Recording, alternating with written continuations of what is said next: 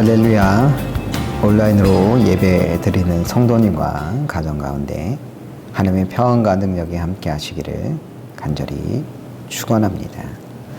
바울 사도는 자신을 그리스도의 일꾼이라 이야기했습니다. 그러면서 참된 그리스도의 일꾼이란 사람들의 평가와 판단에 휩쓸리는 자가 아니라 참된 심판자가 주님임을 깨닫고 그분의 뜻에 따라 살아가는 자임을 강조했습니다.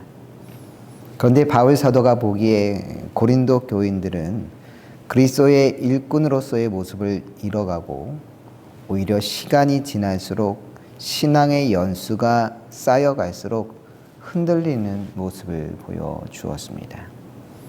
그런 고린도 교인들을 보며 바울 사도는 신앙의 연수가 쌓여갈 때 어떻게 해야 하는지에 대해서 오늘 본문을 통하여 말해주고 있습니다. 신앙의 연수가 쌓여가는 고린도 교인들을 향해 했던 바울의 첫 번째 권면은 끝까지 신앙의 긴장을 놓치지 말라는 것이었습니다. 오늘 본문에 보면 고린도 교인들이 어떤 위기 가운데 놓이게 되었는지를 보여주고 있는데 고린도전서 4장 8절 상반절을 세번역 성경으로 읽으면 이렇습니다. 여러분들은 벌써 배가 불렀습니다. 벌써 부자가 되었습니다. 우리를 제쳐놓고 왕이나 된 듯이 행세하였습니다. 여기 보면 뭐가 불렀다고요? 배가 불렀다는 것입니다. 벌써 배가 불렀다는 건 무슨 말이겠습니까? 아직 갈 길이 먼데 이미 다 온 사람처럼 벌써 해이해졌다는 것 아니겠습니까? 시간이 지날수록 신앙의 연수가 쌓여갈수록 믿음이 견고해지고 든든해져야 하는데 오히려 고린도 교인들은 바울과 아볼로 등을 제쳐놓고 마치 자신이 왕이나 된 듯이 행세하였다라는 겁니다. 아주 오래전 책 제목은 기억도 나지 않는 어떤 책에서 읽은 이야기입니다. 한 선비가 있었습니다. 가난하지만 성실한 선비였습니다. 가문을 일으킬 방법은 오직 자신이 장원급제하여 높은 벼슬에 올라가는 길뿐임을 알았기 때문에 열심히 공부를 했습니다. 그러던 어느 날 한 과객이 그 집을 지나가게 되었습니다. 그런데 그 과객은 선비를 보고 이렇게 말했습니다. 내가 보니 장차 장원급제할 상이요 크게 될 것이외다. 이 말을 들은 선비는 너무 기뻤습니다. 장원급제하면 이 지긋지긋한 가난에서 벗어날 것이고 무너진 가문도 다시 일으킬 수 있는 거라는 희망에 가슴 가득 벅찼습니다. 그러자 그 날부터 선비는 이미 자신이 장원급제한 사람처럼 굴었습니다. 장원급제하면 뭐부터 해야 할 것인지 상상하는데 점점 더 많은 시간을 보내기 시작했습니다. 보다 못한 지인들이 책 읽으라고 공부부터 하라고 말하면 그는 화를 내며 말했습니다. 내가 이제 장원급제할 몸인데 어디서 감히 내게 함부로 입을 열어 썩 입 다물지 못할까? 그렇게 세월은 하염없이 흘러 1년이 지나고 5년이 지나고 10년이 지나 젊었을 때의 모든 총기가 사라져 장원급제 같은 건 더 이상 꿈도 꿀 수 없을 정도로 늙어버렸다고 합니다. 이 선비는 왜 이렇게 되었던 것일까요? 잘못된 예언을 들었기 때문일까요? 그것보다는 이룬 것은 하나도 없는 상태에서 더 이상 어떠한 노력도 하지 않았기 때문 아니겠습니까? 장원급제할 거란 이야기가 너무 만족스러워 이미 장원급제한 사람처럼 굴었다는 게 문제였습니다. 장원급제할 거란 이야기가 마음에 들었다면 그걸 이루기 위하여 더욱더 힘썼어야 했는데 이미 이룬 사람처럼 거들먹거리다가 결국 아무것도 이루지 못한 것이죠. 그런데 오늘 본문 속 고린도 교인들이 그러했던 것입니다. 신앙생활 몇 년 했다고 벌써 배가 불렀습니다. 거들먹거리는 신앙인이 되었던 겁니다. 그러다 결국 어떻게 되겠습니까? 하나님으로부터 받아야 할 상급조차 놓치게 될 수 있는 것 아니겠습니까? 지난 2026년 4월 미국 델라웨어 마라톤에서 벌어진 사건입니다. 그날 경기 줄곧 선두로 달리던 선수는 카슨 멜로라고 하는 선수였습니다. 그는 42.195km 동안 달려야 하는 마라톤 경기 내내 페이스를 잃지 않고 거의 다 완주하여 결승선 직전에 이제 승리만을 남겨둔 상태였습니다. 마지막 결승선 라인 통과만 남겨둔 상태에서 양팔을 번쩍 들고 환호했던 겁니다. 그러면서 자신의 기록이 얼마나 되는지 손목에 찬 시계를 보려고 하다 보니 순간적으로 멈칫했던 겁니다. 그런데 바로 그 순간 뒤에서 무서운 속도로 막판 스퍼트를 올리던 조슈아 잭슨이라고 하는 선수가 결승선 단 2초를 남겨두고 역전을 했던 겁니다.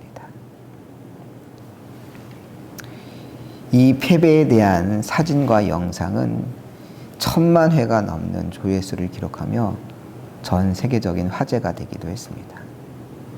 카슨 멜로 선수 얼마나 안타깝겠습니까?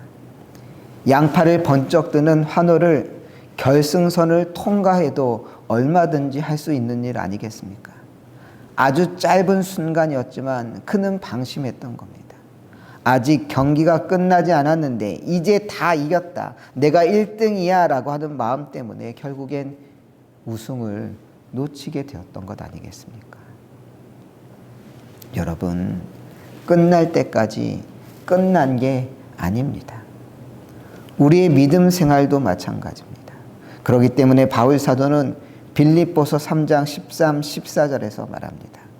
형제들아, 나는 아직 내가 잡은 줄로 여기지 아니하고 오직 한 일, 즉 뒤에 있는 것은 잊어버리고 앞에 있는 것을 잡으려고 표대를 향하여 그리스도 예수 안에서 하나님이 위에서 부르신 부름의 상을 위하여 달려가노라. 우리가 이 말씀을 잘 이해하기 위해서는 빌립보서가 쓰여진 배경을 알아야 합니다. 빌립보서는 로마 감옥에서 작성이 되었습니다.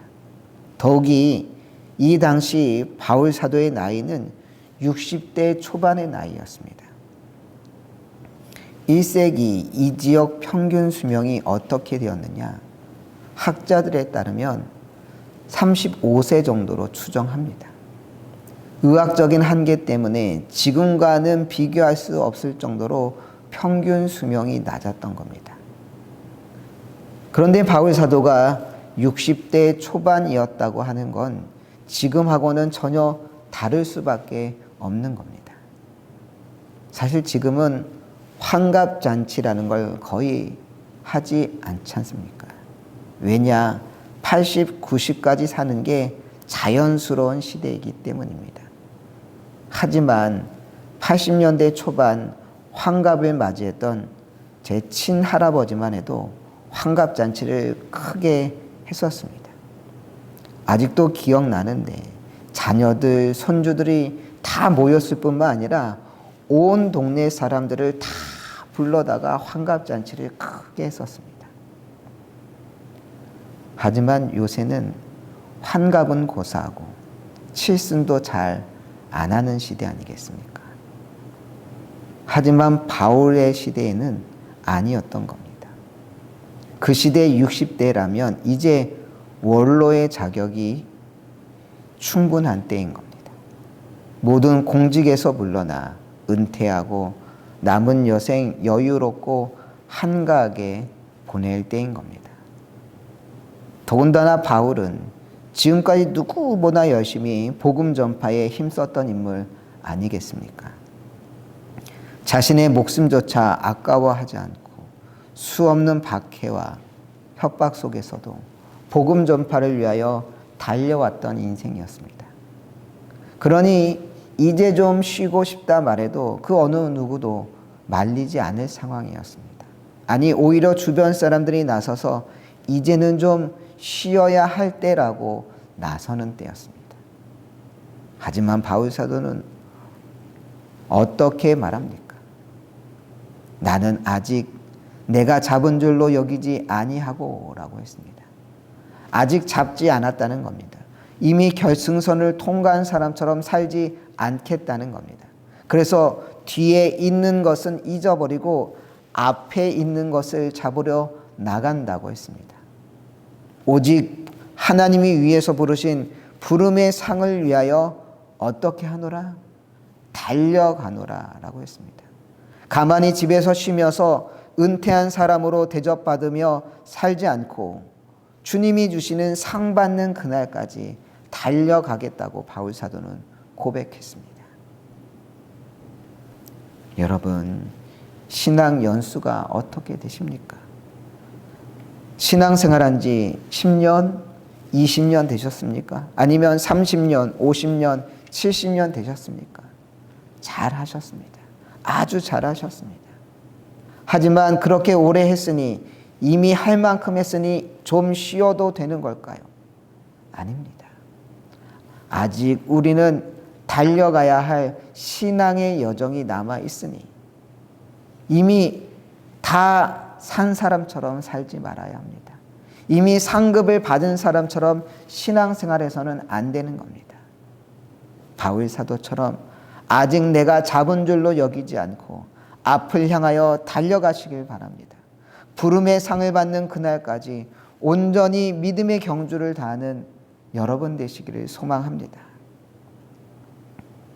바울 사도는 신앙 연수가 쌓여가는 고린도 교인들에게 첫 번째, 끝까지 달려가야 한다고 했었고, 두 번째로 나를 본받는 자가 되라 권면하게 됩니다. 고린도전서 4장 16절 함께 읽겠습니다. 그러므로 내가 너에게 권하노니 너희는 나를 본받는 자가 되라. 나처럼 되기를 바란다는 겁니다. 어쩌면 무척 교만한 말처럼 들릴 수도 있습니다. 하지만 그런 게 아니었습니다. 그럼 바울 사도는 어떤 의미로 나를 본받는 자가 되라 라고 말하는 것이냐?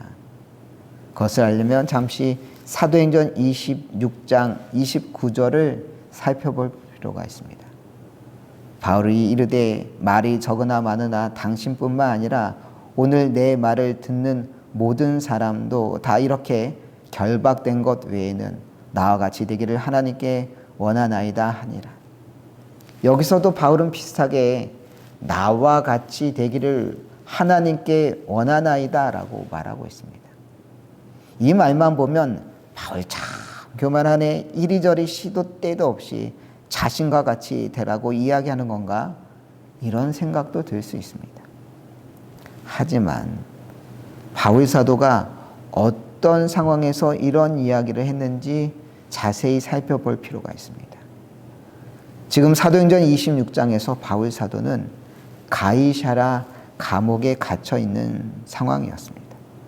그랬기 때문에 29절 중반절에 보면 다 이렇게 결박된 것 외에는 이란 표현이 등장하는 겁니다. 감옥에 죄수가 결박되어 있었던 것이죠. 그런데도 바울 사도는 나와 같이 되기를 원한다 말하고 있습니다. 무슨 말이냐?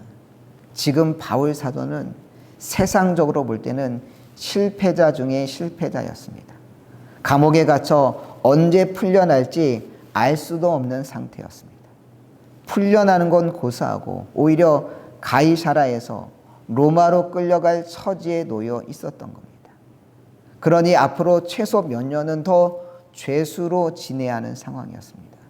그런데도 바울 사도는 오늘 내 말을 듣는 모든 사람이 나와 같이 되기를 원한다고 말했던 겁니다. 왜 바울 사도는 그렇게 다른 이들을 향하여 나와 같이 되기를 원한다 했던 것일까요? 바울 사도는 자신처럼 되면 무슨 대단한 권세와 영향력을 가지게 될 것이라 여겼기 때문에 그런 말을 한 것일까요?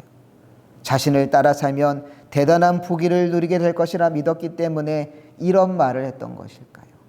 아니죠. 사실 바울 사도도 알고 있었습니다. 자신을 따라 살면 자신처럼 고생길이 훤하게 열리게 될 거라는 것. 실제로 고린도 후서 11장 24절에서 27절에 바울 사도는 지금까지 자신이 겪은 고생과 아픔과 고난의 일들에 대해서 이렇게 고백하고 있습니다. 유대인들에게 40에서 하나 감한매를 5번 맞았으니 3번 태장으로 맞고 1번 돌로 맞고 3번 파산하고 일주야를 깊은 바다에서 지냈으며 여러 번 여행하면서 강의 위험과 강도의 위험과 동족의 위험과 이방인의 위험과 시내의 위험과 광야의 위험과 바다의 위험과 거짓 형제 중의 위험을 당하고 또 수고하여 애쓰고 여러 번 자지 못하고 줄이며 목마르고 여러 번 굶고 춥고 헐벗어노라. 이것이 바로 리얼한 전도자의 삶이었던 겁니다. 전도하러 다니면 사람들의 환대와 맛있는 식사, 멋진 숙소가 기다리고 있는 게 아니라 걸핏하면 돌로 맞고 일주일을 바다 한가운데 헤매기도 했으며 동족에게까지 죽음의 위협에 시달려야 하는 일이 바로 바울 사도의 삶이었던 겁니다. 그런데 자신을 본받으면 그렇게 힘들고 고생하게 될 게 뻔한데 왜 바울 사도는 나를 본받는 자가 되라 말했던 것이냐? 고린도전서 4장 20절에 그 이유가 나와 있습니다. 하나님의 나라는 말에 있지 아니하고 오직 능력에 있음이라. 하나님의 나라는 말에 있지 않고 어디에 있다고요? 능력에 있다고 했습니다. 바울 사도가 이렇게 말한 것은 말만 많고 실제 열매가 없던 고린도 교인들의 신앙에 대해서 경고한 것입니다. 신앙의 연수가 쌓일수록 오히려 당을 짓고 서로 헐뜯고 지도자들을 비교하며 이러쿵 저러쿵 말들을 늘여놓는 이들을 향하여 하나님의 나라는 그런 말들로 만들어지는 게 아니라고, 실제로 전도 현장에 나아가 주의 복음을 담대히 전하는 그런 능력을 통하여서 하나님의 나라는 이루어지는 것이라고 말하면서 고린도 교인들에게 너희들은 나를 본받는 자가 되라 말하고 있는 겁니다. 그렇습니다. 이것이 바로 신앙 연수가 쌓여가는 이들이 정말 마음에 새겨야 하는 말씀인 겁니다. 우리가 신앙이 쌓여갈수록 어떤 이들이 되어야 하느냐? 말만 들어놓는 신앙이 아니라 삶으로, 행동으로, 능력으로 남에게 본을 보이는 신앙이 되어야 한다는 겁니다. 바울 사도는 고린도 교인들이 신앙의 연수가 쌓여갈 때 이제는 누군가에게 본이 될 수 있는 신앙인이 되어야 한다는 것을 본인 스스로 증거하고 있는 겁니다. 2010년 3월 16일 백령도 인근 해역에서 북한 잠수정에 의하여서 우리나라 초계함이 격침되는 큰 사건이 있었습니다. 바로 천안함 피격 사건입니다. 이 사건으로 인해 천안함에 타고 있었던 46명의 해군이 전사하는 안타까운 일이 벌어졌습니다. 이 전사자 중 당시 37살의 김태석 상사가 있었습니다. 원래 김태석 상사는 학창시절 목회자가 되는 것이 꿈이었습니다. 하지만 3형제 중 막내였던 그는 해군 중위로 전역한 큰형과 해군병으로 전역한 작은 형을 보며 해군 가족의 가풍을 잇고자 목회자의 꿈을 접고서 그 역시 해군이 되고자 부사관에 지원하였습니다. 내연기관사로 임관한 후 천안함 근무기간 동안 단 한 건의 정비 사고도 일으키지 않을 정도로 모범 부사관이었습니다. 그렇게 함정에서 근무한 기간만 15년이었던 김태석 상사는 결국 이날 천안한 침몰로 인하여서 바닷속에서 운명을 달리했습니다. 이 사건으로 인해 아내와 세 딸 역시 큰 충격을 받게 되었고, 당시 9살이었던 큰딸 김혜나 양은 아빠가 떠오를 때마다 과호흡 증상이 나타날 정도로 감당하기 어려웠습니다. 그런데 아빠를 생각하면 너무나 감정이 벅차올라 호흡조차 하기 힘들었던 이 김혜나 양이 15년 후에 어떻게 되느냐? 바로 해군 소위로 인간하게 됩니다. 김혜나 양은 아버지 같은 해군이 되겠다라고 마음을 먹였던 것입니다. 김혜나 소위는 비록 아버지를 바다에서 잃었지만 아버지가 살다 간 해군의 삶을 그대로 따라가기 시작한 겁니다. 나라를 위하여 목숨을 바친 아버지의 삶을 본받는 인생을 걷게 된 것입니다. 어떻게 김혜나 소위는 해군 장교가 될 생각을 하게 되었겠습니까? 바로 아버지가 해군으로서 보여준 삶 때문 아니었겠습니까?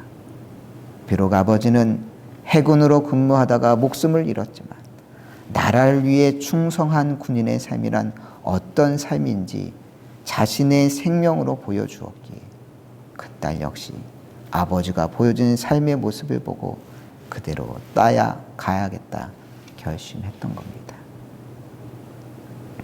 고린도 교인들은 신앙 연수가 쌓여갈수록 오히려 말만 하는 신앙인이 되어갔습니다. 서로 당을 짓고 비난하고 바울은 이러하고 아볼로는 이러하고 이런 품평하는 일에 여념이 없었습니다. 그렇게 그들은 말만 하는 신앙인이었던 겁니다. 그런 그들에게 바울 사도는 이미 결승선에 도착한 것처럼 착각하는, 마치 왕이 된 것처럼 착각하는 신앙인이라고 질타했습니다. 그러면서 하나님의 나라는 이처럼 말에 있지 아니하고 오직 능력에 있다고 말하면서 이제 고린도 교인들에게 본이 되는 신앙이 되어야 한다 말하고 있습니다. 그렇습니다. 이제 우리가 보여줘야 할 때입니다. 가정 안에서, 교회 안에서 보여주어야 합니다. 우리가 무엇을 보여주어야 하겠습니까?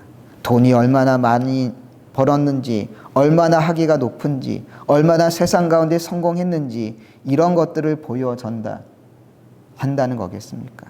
아닙니다.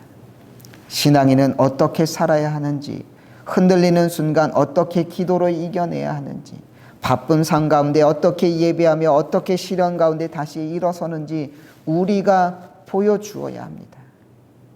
여러분, 신앙의 연수가 쌓여 갈수록 더욱더 본이 되는 신앙인 되길 소망합니다.